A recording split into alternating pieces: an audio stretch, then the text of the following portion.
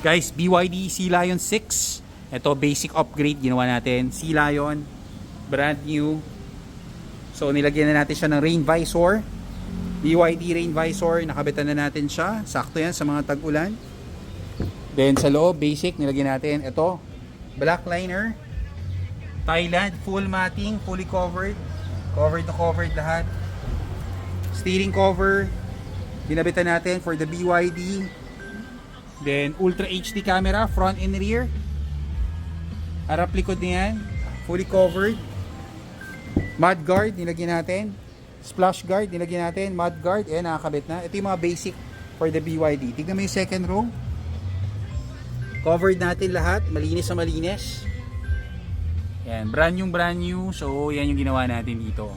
So, send us a message, we'll book you a schedule. Kasama yung pinakalikod niyan, ha. Kaya, tingnan natin.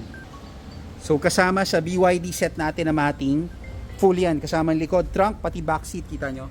Pati back seat, meron na siyang cover. So, pag nag-load ka ng gamit, covered na covered siya. Backup camera. So, 1-year warranty. Ito yung mga recommended namin sa inyo for the basic.